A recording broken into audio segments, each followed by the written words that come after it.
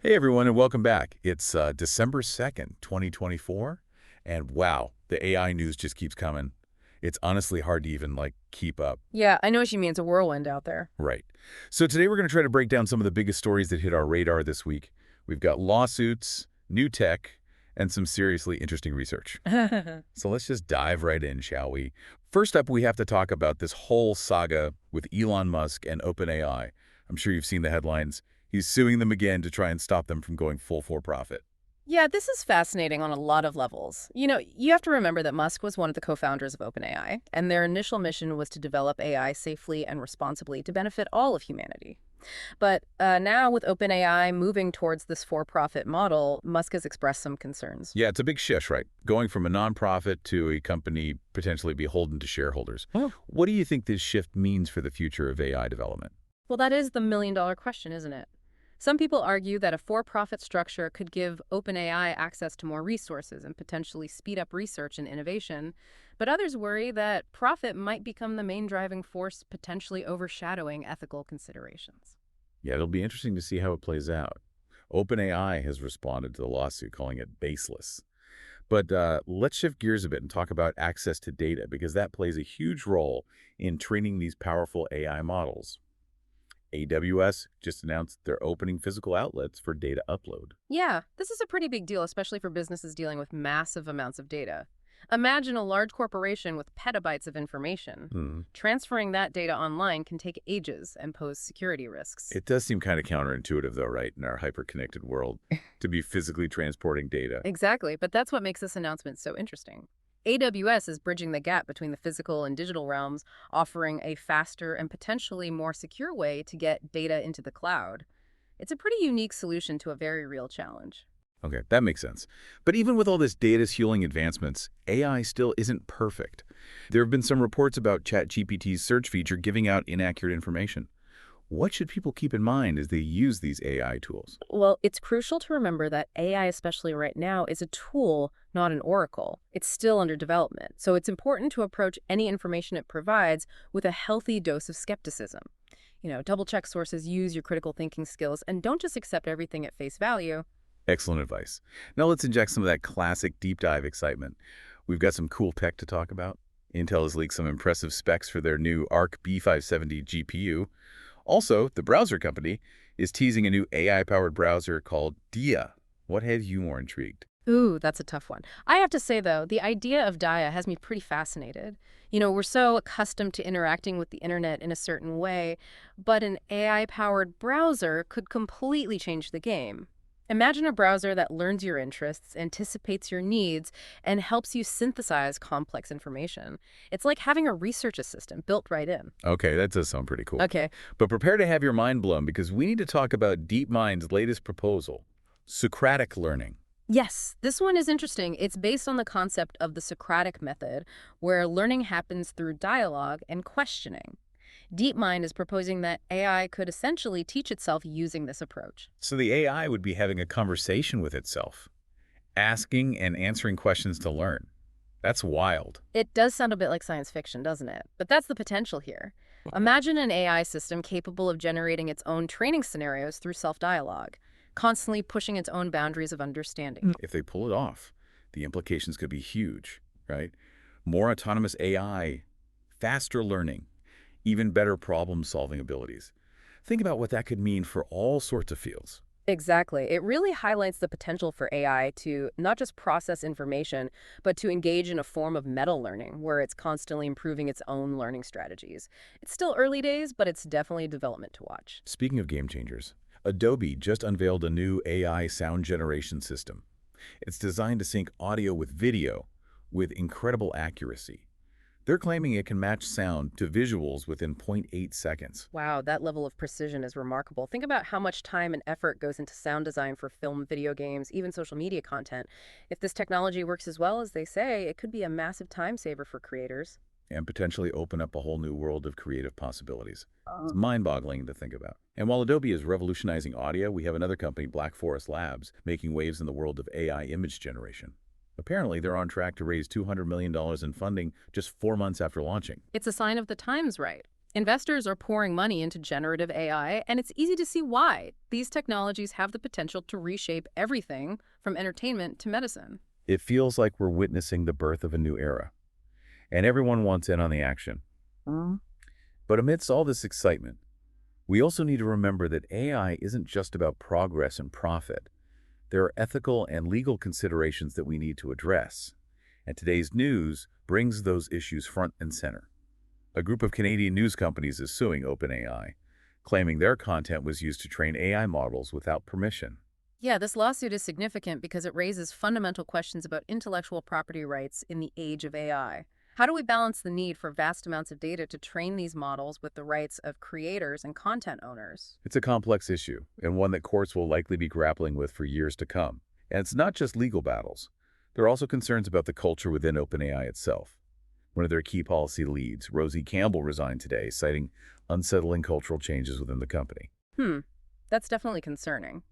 It suggests that the intense pressure to innovate and compete might be coming at a cost. We'll have to see how this unfolds, but it's a reminder that ethical considerations can't be an afterthought. It's a good point. AI is becoming so integrated into our lives that these cultural and ethical questions are only going to become more important. And speaking of AI in our lives, get this.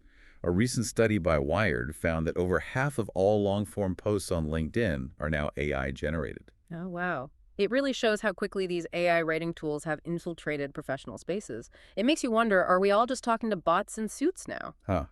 It's a funny thought, but it also makes you think about authenticity in the digital age, right? How do we know it's real anymore when AI can create such convincing content? But hold on to your hats, because we're about to dive into the deep end of AI weirdness. Apparently, there's a new app that uses AI to predict your death date. Yeah, the Death Clock app. It's definitely one of the more thought-provoking applications of AI we've seen lately. It's pretty intense, right? I mean, on the one hand, it's just an algorithm crunching data.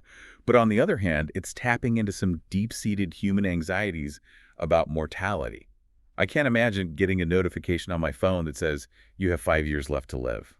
It really highlights the complex relationship we have with technology, especially when it intersects with existential questions like life and death. While some companies are diving headfirst into developing the next generation of AI, others are taking a more strategic approach.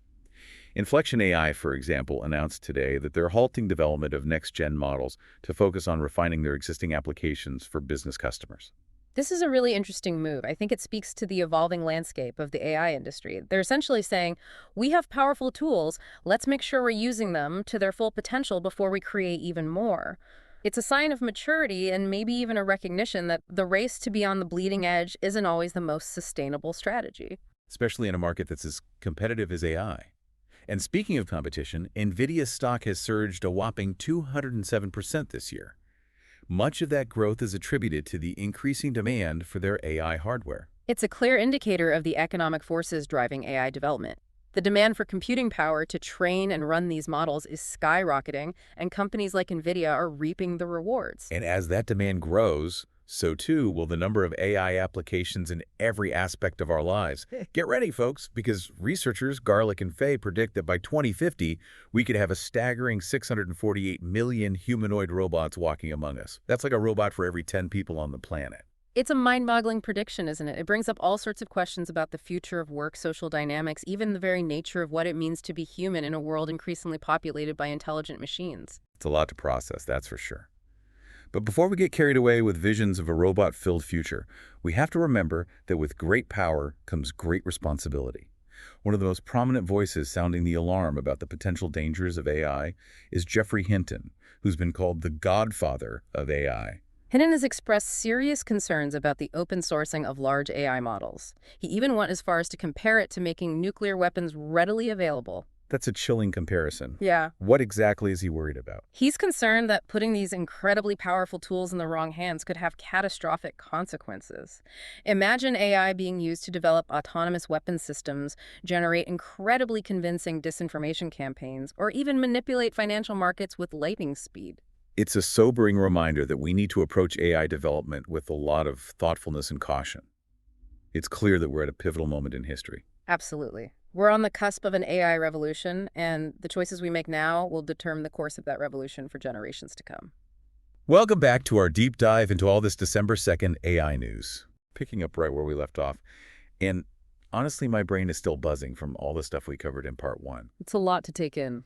It is. We talked about those legal battles surrounding OpenAI, the potential for AI to become more self-sufficient with that Socratic learning thing, and all those crazy advancements in generative AI, like Adobe's sound generation system. Oh, and we talked about that economic boom that's happening, right? Fueled by AI, with companies like NVIDIA just like skyrocketing and startups like Black Forest Labs attracting tons of investment.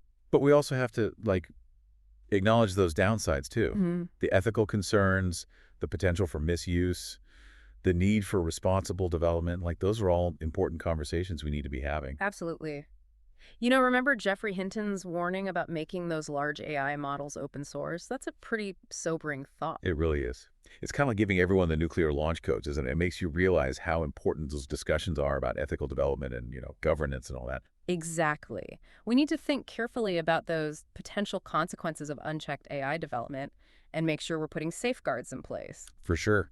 But let's take a break from the heavy stuff for a sec and talk about how AI is sneaking into our everyday lives in some really surprising ways.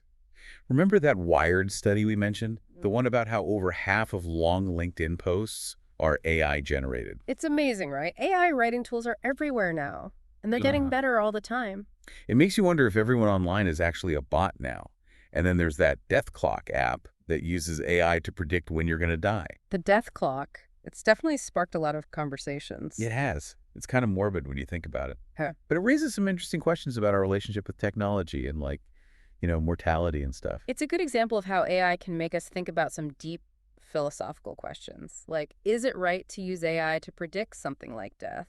What are the ethics of that? And how would knowing your potential lifespan change your choices? Heavy stuff. Yeah. It's like a high-tech version of those fortune teller machines at the carnival. It is a little bit like that. And it just shows how AI can be used in ways that are both fascinating and a bit unsettling. Speaking of unsettling, have you heard about all the deep fakes going around? Yeah, it's a growing problem. The technology for making them has gotten so good and so easy to use that anyone can create these fake videos that look totally real. It's scary. I mean, imagine someone spreading misinformation, ruining people's reputations, or even inciting violence with these things. It's a real threat, and it shows why it's so important to be able to think critically about the things you see online and not just believe everything. Yeah, for sure. We can't just blindly trust everything anymore, especially with AI getting more and more sophisticated. Right. It's like technology is a double-edged sword. It can be used for good or for bad, and it's up to us to make sure it's used responsibly. Okay, so on a more positive note, let's talk about how AI is changing the game for businesses. Inflection AI made a big announcement today. They're stopping development of next-generation AI models and focusing on making their existing applications better for businesses. It's an interesting move for sure. I think it shows that the AI industry is maturing. Companies are realizing that they don't always have to chase the newest tech. Sometimes it makes more sense to perfect what they already have and make it work better for specific needs. It's like saying, hey, we've got a powerful engine. Let's build the best possible car around it before we try to design a whole new engine. Exactly. It's about making the most of what we have and creating solutions that are both powerful and practical. And it looks like Inflection AI is really committed to that. They're buying up smaller AI startups and offering solutions that can run on a company's own servers for those that are worried about security. That's smart. By building a whole AI ecosystem, they're becoming a one-stop shop for any business that wants to use AI in a secure and efficient way. Like, they're making custom suits for each customer instead of trying to sell everyone the same thing. That's a great way to put it, and I think it shows how much the AI industry is growing up. It's not just about experimenting anymore. It's about making things work in the real world and actually solving problems. So it's not enough to just build cool tech. It has to be useful, too. Exactly. And that means understanding what businesses need, addressing ethical concerns, and making sure AI helps everyone, not just a few people. It's a big responsibility, but there's a lot of potential there. Imagine AI helping us tackle things like climate change or curing diseases. That's the goal, right? To use AI to make the world a better place. For sure. But we have to be smart about it. We can't just chase progress without thinking about the risks. I agree. It's about finding that balance between innovation and responsibility, between pushing the limits of what's possible and making sure we don't create something we can't control. It's like walking a tightrope, right? Yeah. You need to be brave, but also careful. Perfect analogy. It shows how important it is to have these conversations about ethics and to work together at every step of AI development. Okay, so let's lighten things up again. Remember those researchers, Garlick and Fay? They predicted that we'll have 648 million humanoid robots by 2050. It's crazy to think about. Right. Imagine walking down the street and seeing robots everywhere, delivering packages, working construction, serving you coffee. Like something out of a movie. It is.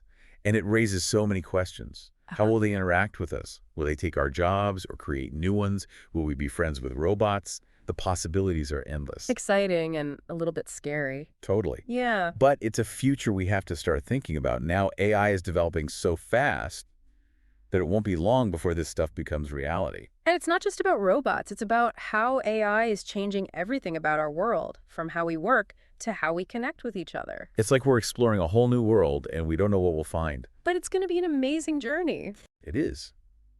But we need to remember to be responsible as we explore this new world.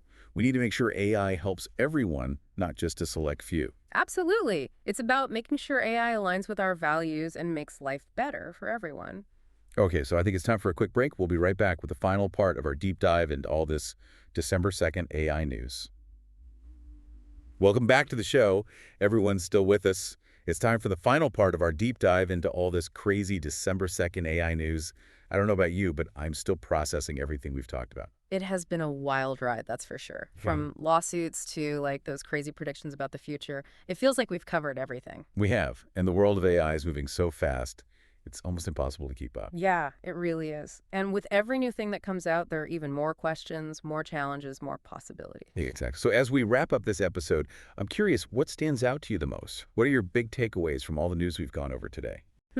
Well, one thing that really strikes me is that tension, between the amazing potential of AI and the real risks that come with it.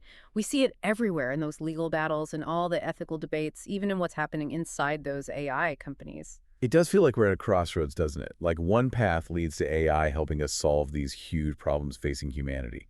But the other path leads to AI being misused and maybe even leading to some really bad unintended consequences. It's a tough balance. And the choices we make now will determine which path we end up taking. It's exciting and a little scary at the same time. We're shaping the future with every decision we make about AI development. It is a huge responsibility. Yeah. But it's also a privilege to be a part of something this big. We have the chance to use this technology to make the world better.